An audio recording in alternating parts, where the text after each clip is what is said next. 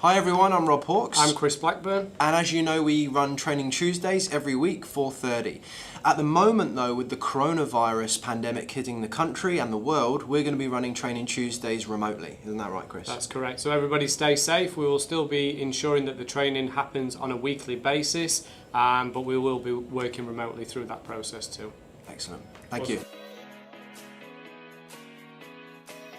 So myself, Rob Hawkes of ISR Training, I'm the head of coaching, and joining me as ever, as always, like clockwork, is Chris Blackburn. How are you doing, sir? I'm doing very well, Rob, and for the voice on Facebook as well. So my name's Chris Blackburn, the head of sales here for ISR Training. So obviously welcome Stephen, Niall, Nancy, Mandy, everyone popping in now.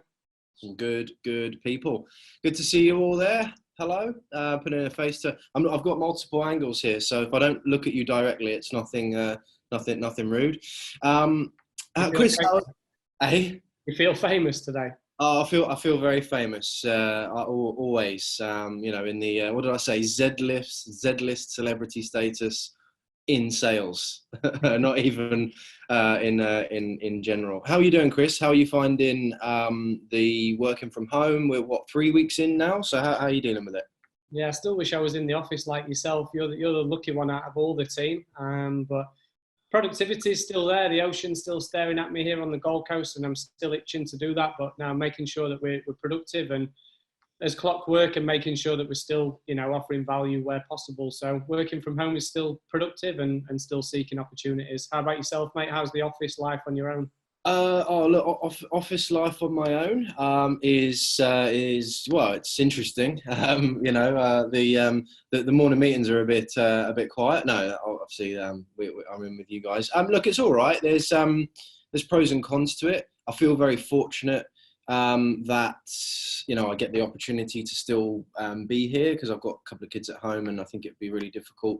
I've had a lot of coaching sessions with people recently where they are finding it really difficult working from home with kids. So a lot of respect for people, but then everyone's in that same situation. So I think if they've got kids, people understand that. So, no, going well, and again, just very fortunate that we're employed and we're still able to work. There are a lot of people that can't, so very respectful of that as well. Yeah. So we're a couple of minutes in, Rob. Should we jump into it and people will just catch up as they come in? Yeah, absolutely. So today we are covering our objection handling process. So look, objections in the nicest sense of the thing is that it'd be great if they didn't actually happen. If we had conversations with people and it just went the way that we want it to go every time, but unfortunately the reality is that doesn't happen. So so we're going to cover over the course of the next 4 weeks our objection handling sort of process. And then culminating at the end with Ryan's webinar on objection handling and how to preempt them. So there's going to be a bit of a series that we're going to do. But Chris, do you want to talk about what we're covering today?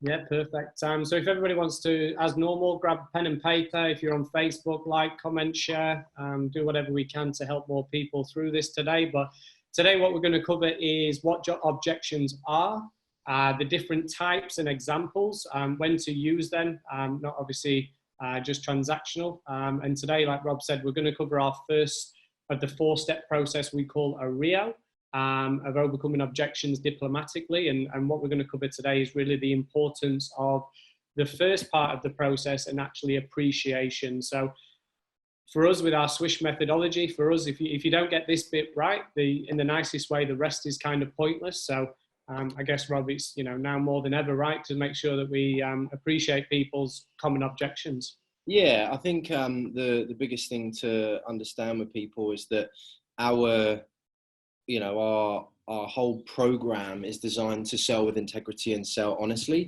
So the understanding that we have to have a large level of empathy and compassion towards what we're doing is really important. And I think understanding that we want to be as interactive as possible in this. We want to give you as much as we can, and make sure that we're actually covering what you guys are wanting to cover as well. And yeah, we understand that there's a lot going on in the world at the moment, so whatever we can do to give where possible would be great. But I think you're right. I think if you don't get the this process done correctly and understanding and appreciating people's perspectives, then they really won't listen to you. There's a saying that's one of my favorite, is essentially around seek first to understand before we are to be understood. So it's come from Stephen Covey's 7 Habits of Highly Effective People. I know, Chris, you're a big fan of that quote as well. Yeah, it's a very, very powerful book. And as Rob said as well, so the 7 Habits of Highly Effective People, if you've not read that, write that down, go read that as well. But let's make sure these next 25 minutes, utilize the chat section. Let's ask questions. If you need anything covering, if you want any role plays, if you want anything, me and Rob are here to go off the cuff and try and offer as much value as we possibly can. So again, today we're going to focus on the appreciation standpoint as well. And obviously, Rob, you just shared how powerful that is for yourself and being the head of coaching here. Have you got any sort of standout examples of why this is so important to get this first part nailed on? Yeah, look, I'm coaching a guy, Russell McGrath, if you're watching, part of Australian Cosmetic Group, and he was dealing with a lot of objections around price. So people saying that it was, it was hair removal and hair transplants were very expensive, and he'd been given a technique to overcome objections, more rebuttaling than anything else. And I kind of just broke it down and said, well, what's the first thing that we need to do in our ARIO, ARIO, which is our 4-step process? And he said, appreciate. And I said, okay, well, how are you doing that? And he said, what do you mean? And I said, well, we need to show a high level of empathy and compassion towards the actual objection. Are we hearing it and then we're just going on to say whatever we wanted to say anyway? Or are we actually appreciating it? And he kind of took a step back and was like, well, yeah, I guess you're right. I mean, $5,000 to $10,000 for that service is a hefty chunk of change. So actually putting himself into the shoes of those individuals was massive. Like, he started to really appreciate their perspective. And what happened was he had the best January he's ever had. He set company records, which is a personal win for me from the other company that they were using for training. But no, it was great. And he said he felt that this was the clincher, was that he felt far more comfortable in handling the objection that way because he was appreciating it, because he was really listening, like genuinely listening, not just surface level, I'm waiting to speak, listen, as you know, I'm guilty of that. I probably interrupt Chris half the time more than more than I should. Yeah, so you know, he just wasn't appreciating the fact that there was a large financial transaction involved.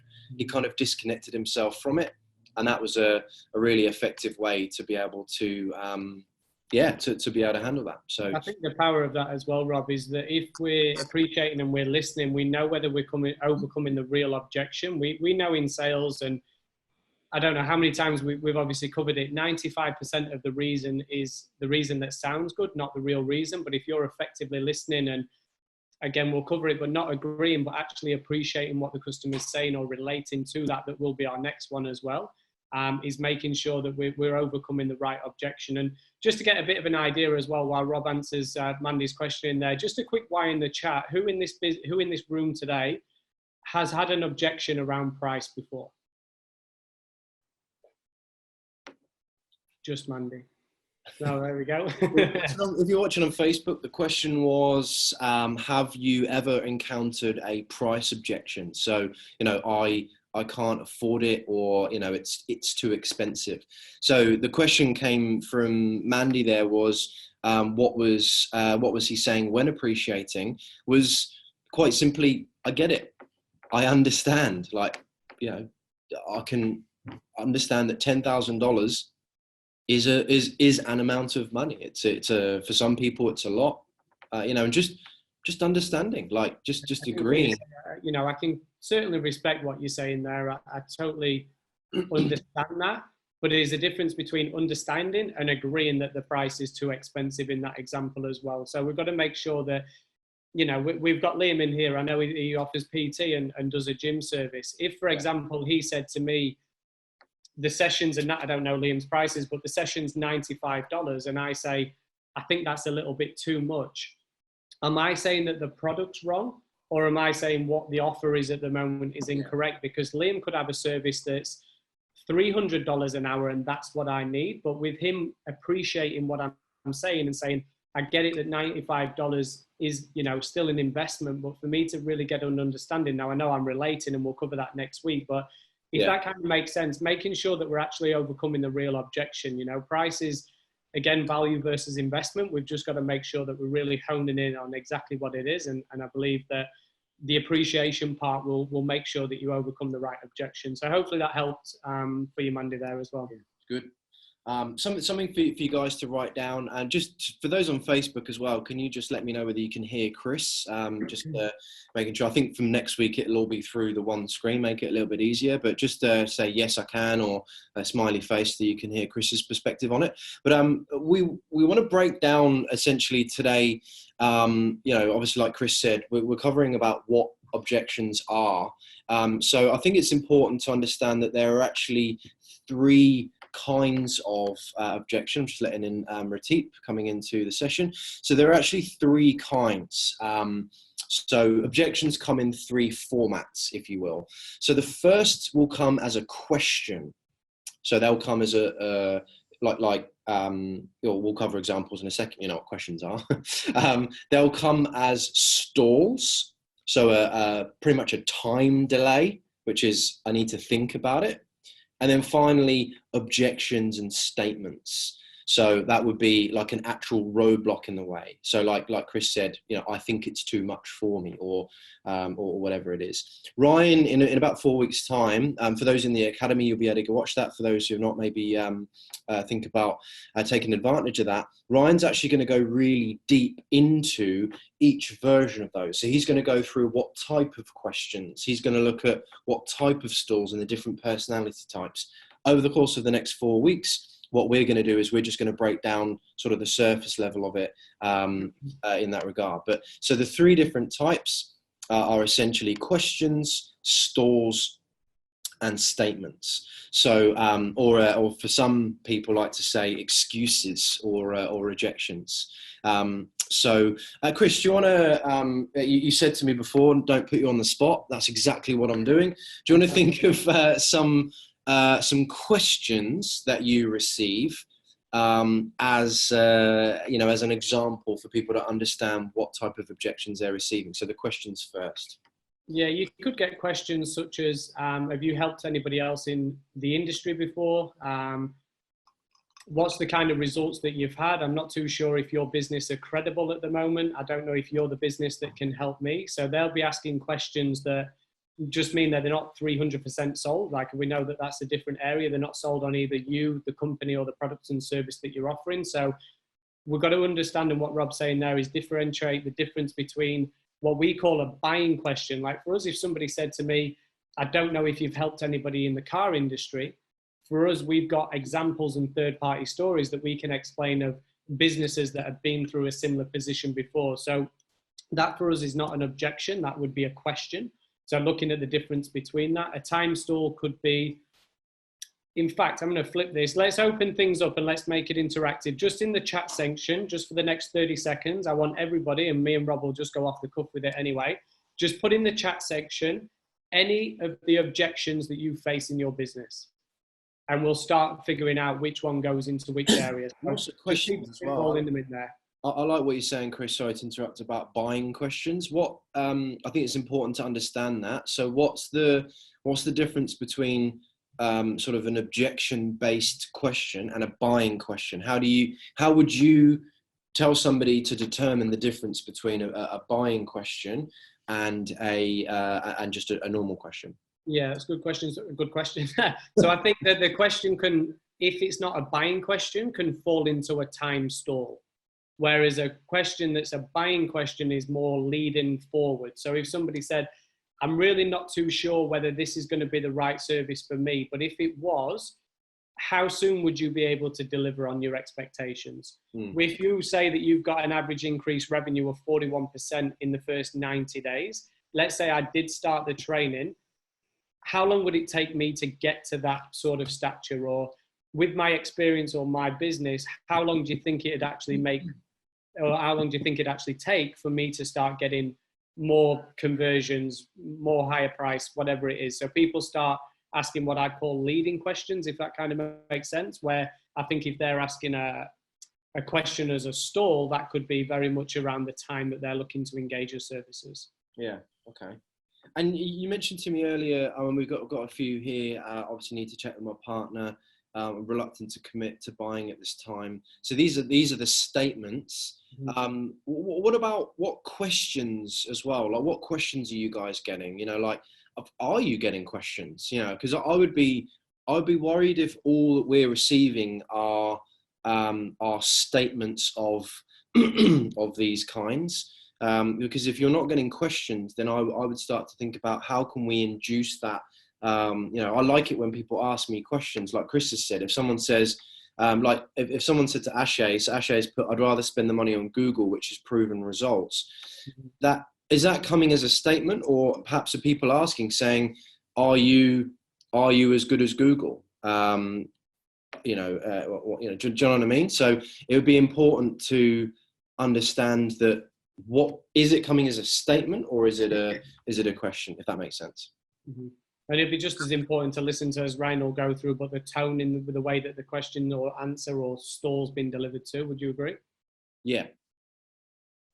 Well, yeah. Well, there's there's two ways you can go about that. I think I don't know. I think it depends on. Yeah, it depends on the situation as well, I suppose. I mean, just looking at that, I mean, Ashay's just written there, can you guarantee similar results? Chris, would you say, is that a buying question? You'd have to see the chat, Rob. I'm sorry, my chat's not on this side of things. Oh, okay. So he said, so he's rephrased and said, can you guarantee similar results? Yeah, so I believe that there we'd be looking at the three verticals, what people make a decision on, Ashay. And I'd probably say, if you can guarantee me results, what I'd probably say is they're not sold on the product and service that you can deliver. They may love you, they may love the company, but they're not sold on the outcome. So me and Rob spoke about advancing the other week as well.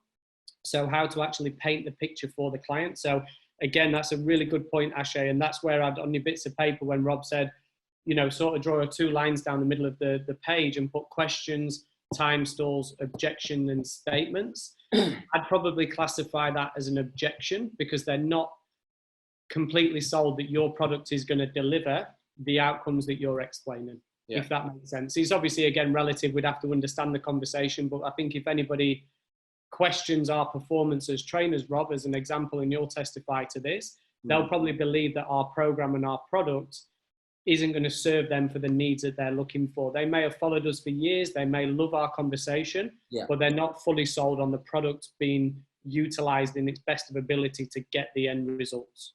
Yeah, I think if the question was, so are you saying if I do this, you'll get me similar results? Perfect. Yeah. I would say that would be a buying question. If someone asked me that, then I would think, okay, they're almost there. This is something they want to move forwards with. Can you guarantee similar results? Maybe not. I wouldn't say that's. But again, as with what we highlighted, I don't want to get too drawn into the overcoming and relation side of things, because I think it's important that we actually focus on the first part of the 4-step process. I know it's a bit fluid, these sessions, so it's all good. But I think understanding the power of appreciation inside of that is a tool that isn't just useful in overcoming for sales. I think it's also a tool that can be used in just general communication. You know, empathy and understanding and appreciating people's perspectives are just as important, you know, in any conversation that you'd have with friends, family, loved ones, in your day-to-day interactions. And that's that adoption of philosophy that we always talk about. This isn't just a sales training program. This is a philosophy that you take on board. So being able to genuinely appreciate people's perspectives, you know, it's not about agreeing with them. And, you know, there's a lot of opinion being thrown around about, you know, the government and how they're, you know, like if I'm getting embroiled in a conversation, as I sometimes do with family, about handling pandemics, firstly, I'll be like, when was the last time you handled a pandemic? But I would always appreciate someone's perspective. I think everybody's entitled to an opinion. So as Chris said earlier, it's important that we don't maybe agree that, okay, it's really, it's too expensive, because then it's very hard to overcome. But I think it's about genuinely appreciating. Chris, you said to me there was a couple of things you can do when appreciating earlier, when we were sort of doing a quick chat about today. What are some things that you can do or say to help in that appreciation? Yeah, I think, well, as again, just to cover with objections, this is not when we're looking to close a transaction. You can be getting objections from the first 60 seconds of your interaction. So this tool is not to use just to close additional transactions. The reason why we believe that relating, or I guess to give a practical, would be actually to repeat back the objection to the customer. We cover that in the first initial getting your foot in the door. Repeating it back verbatim lets the customer know that you've heard them, but like Rob said, he's not actually agreeing with their objection. Like if I was, again, going back to Liam, just because he's in my eye there, if he was my personal trainer, if he agreed that me waiting 3 months for the gym to reopen before I can start my training program, then it's going to be impossible for him to overcome my objection of the time stall, because he's agreed that that is a viable reason why I'm not moving forward with him. Where if he says, look, I completely understand, due to the fact of, well, let's be honest, what's happening in the world, the gyms are closing down, so I totally get what you're saying. I'm not going to run into the relate, but however, and then that's where I'd go into a language pattern in regards with how to relate through third-party stories, and then obviously move forward. So I think for me, the appreciation part, especially with Swish, as we know, selling with integrity, selling honestly. Yeah. The reason why I believe that this is something that I've tried to master as much as I possibly can is because, very similar to our director, Ryan, as well, we don't like to be combative, with the customer. I think that if you don't appreciate or even just acknowledge that you've heard the customer, it can become an argument. Like we work on disc profiling, if you're working with some personality types, if they don't believe that they're being heard and you're just trying to overcome, that could actually frustrate the customer more, where they're saying, all I want to do is be heard and understood. The fact that I have this opinion. As salespeople, as communication specialists, it's our job to understand an opinion, but then still be able to diplomatically give your opinion to give the right outcome of hopefully helping a customer. So I know that kind of ran off in a little bit of a tangent, but hopefully that really sort of understood the power of why appreciating somebody's opinion as opposed to agreeing to their objection. So if you can drop a Y in the chat, just make sure that kind of makes sense when I run off there, but just to kind of get an understanding of what the appreciation can actually do. I think just on there, just before I lose it in the flurry of whys, Andy said there, the online reviews of this product isn't good. Can you reassure me? Let's say that we're given that, like Chris has just said there. If I try to overcome that, and this is as I reference back to Russell from the cosmetic group, if you go straight away to try and overcome that, it's like you've completely disregarded my opinion on it. So, because they're saying, and it's actually really good feedback, the reviews of it aren't great. So you've actually got to appreciate that first of all. I would actually go into a little bit of intelligence gathering there, and I would actually want to know where have they gone. Because if, say for example, somebody said that to us, knowing that we've got over 500 5-star reviews across Google and Facebook, they might find one of the ones on True Local from when we did recruitment. There's a negative review on there. So yeah, if they go, well, I've seen all of your reviews on there and they're not positive, and I straight away went to try and overcome that by going, nah, well, actually, we've got lots on Facebook. It's like I've totally disregarded what you've said by saying, Joe, I get it. I can understand that. Do you mind me asking, where did you see that? Oh, well, I saw you on True Local. Okay, great. And did you have a chance to check out any of the other platforms? No. So I can actually now appreciate the fact that they haven't gone away and done their research. I can now bank that information, and then I can continue to understand and empathize with the fact that maybe they genuinely don't know what sort of reviews we've got. Same with the results as well. It's like I'm appreciative of the fact that they're probably a little bit nervous. they may be a little bit scared of moving forwards without maybe having, an abundance of 5-star reviews. So just appreciate it and say, look, I understand your perspective. There is a difference between understanding and appreciating. I remember a team meeting once at ISR. I think we must have been about an hour of can you understand or appreciate if you've never been through that situation before. I don't know if you want to unpack that, Chris, because like if I've not been in your situation, can I understand it, or can I just sort of appreciate their perspective on it? What are your thoughts on that? Yeah, I think like you said, Rob, I have to agree. Obviously, digging deep, repeating back, listening, 2 ears, 1 mouth. For me, the objections, stalls, questions, whatever we want to kind of call that, is just making sure that predominantly we get 5 objections, okay? We get the time, we get the need, we get the money, we get the urgency, or we get the trust. That's commonly the most 5 key areas. Say them again slower. So we get time. Yeah. Pop them in the chat for me. So time, need, money, urgency, and trust. So they're the 5 most common reasons that people wouldn't move forward with you or the individual, the company, or the products and service you offer. So maybe looking to put, for me, what I've done over my years, whenever I've gone into a new role or a new industry or something like that, instead of trying to overcome a particular objection, it's crazy as this sounds, I used to be very comfortable to allow that person to go and then actually write down the reason that didn't move forward. Yeah. So then I can really start to think, okay, so which category does that go into? Okay, so if somebody doesn't have trust, was that a question? Was that a stall? Was that an objection? And what did they not trust? Did they not trust me as a salesperson? Let's be honest, people don't trust salespeople, and that's why we're doing what we're doing. So people start trusting people in sales. Did they not believe the company that I work for or the product and service was going to help? So then I could start to really unpack that.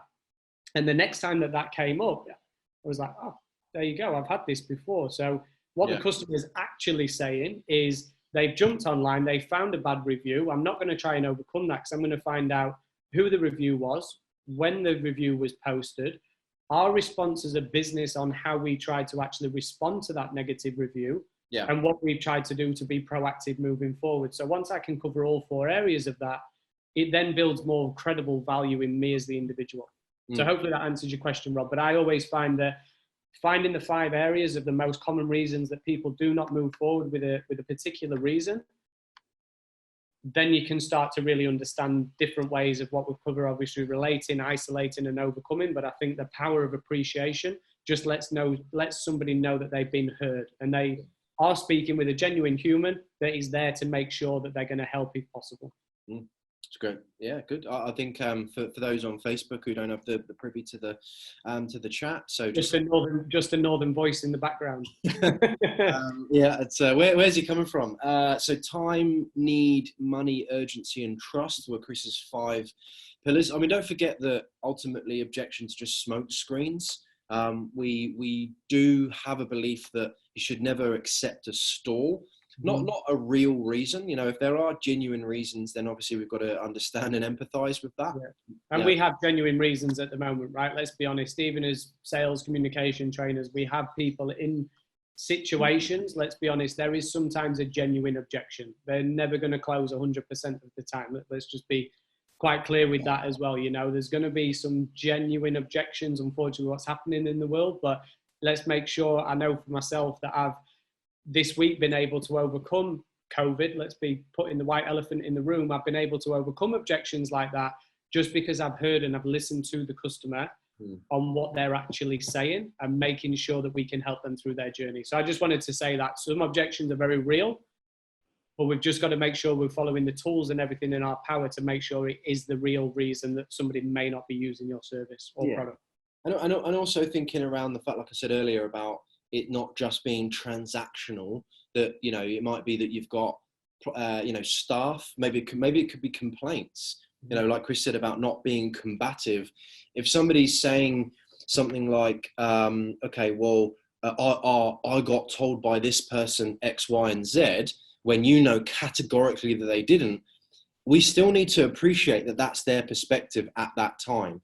I spoke to Dave. You might not have a Dave in the office, but you've still got to appreciate the fact that they had a conversation with someone and that's their reality. That's their prerogative at that point. Well, I spoke to this guy, your website said it was this. The minute that you go, well, no, it didn't, we're being combative and we're not trying to diplomatically overcome it. And that's where that appreciation comes in to say, well, okay, well, had I gone on the website and seen that and it said that, I'd probably be a bit pissed off too. It's surprising how when you deal with complaints or something like that as well, I actually really enjoy those calls because I've been trained. Ryan has spent a lot of time with me on that over the years to be able to understand and empathize people's situations if they have a complaint, and they can actually be some of the best calls you ever have. They can become people that review or refer just because they have a genuine gripe or, like Chris said, a genuine objection. And if you really do listen, it's surprising what actually can come of it. There was a question here from Ramsey. Ramsey, I'm not going to have a stab at your surname. Apologies. Nancy, no problem at all. Take care. Are there specific ones you should target to achieve initially, or does it vary on the customer? So the question being regarding the 5 areas, are there specific ones you should target to achieve initially, or does it vary on the customer? I think it absolutely varies on the customer. That comes in our discovery. Mind you, the reality is that a lot of these objections or stores are going to come later on in the conversation. So it's likely that we probably have an understanding of the type of individual they are, the behavior that they show, their pose theory. We've got that in the academy if you want to dive into that. Are they price, outcome, safety, etc., efficiency? So I think it's important to understand what type of person that you're talking to before you kind of try to build value in the area that you think they need the most. And I think it's important that, again, we understand, and appreciate their perspective on that. I think as well, because obviously we are very limited on time as well, and normally we open it up to a few questions. Rob, on Facebook and on the Zoom, mate, if you wouldn't be aware this is coming, could you just drop my email address into the Zoom chat, and if you can copy that into Facebook somehow, pop that in. What I want to open up just for everybody in here and who just popped out as well, and anybody listening on Facebook, if you would like a 15-minute complimentary session with myself, because Rob's back-to-back coaching anyway this week, so Wednesday or Thursday, because obviously we've got a long weekend as well, just send me an email and we'll organize a 15-minute session where we can actually work on your most common objections at the moment. If we can, obviously I'd love to try and help. So if you would like to have that session, just pop an email over. We'll organize a suitable time. We'll jump on a call or a Zoom call, and we'll really start to understand what your most common objections are. So if you want to find 15 minutes this week, shoot me an email, and I'm more than happy to jump on a call if this has obviously been valuable as well. Excellent. That's what a gift. For those on Facebook, chris.blackburn, chris.blackburn,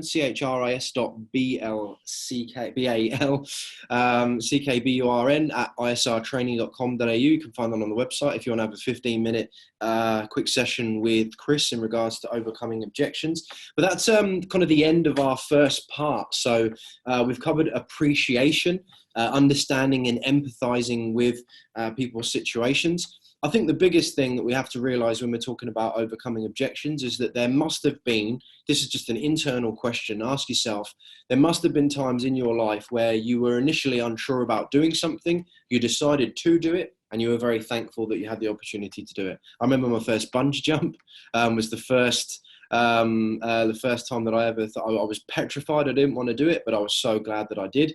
There have been occasions where I've had sales individuals who've talked to me and understood my perspective and then shown me the right way. My journey at ISR, I told Ryan when I first came on board a few years ago, sort of 3-4 years ago, what was it, 2015, 2016, I didn't have the money to do it, but Ryan understood and empathized and spoke to me about it. And that decision of coming on board with ISR changed the whole trajectory of my life. Liam has just put in there the ISR bootcamp. Absolutely. You came on board. You weren't sure about it, but you did it, and you're reaping the rewards from it in a very dark room there that you can't find. So you're a silhouette shadow, but we know you're there.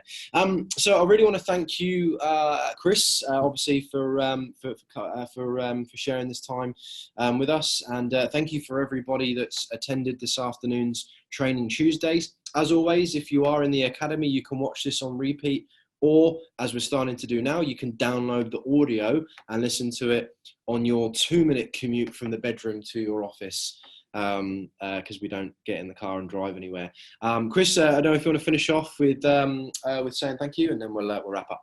Yeah, just thank you from me. Stay safe, stay healthy, do what you need to do. Thank you to everyone. If you need some quality water, Mandy's the one to reach out to.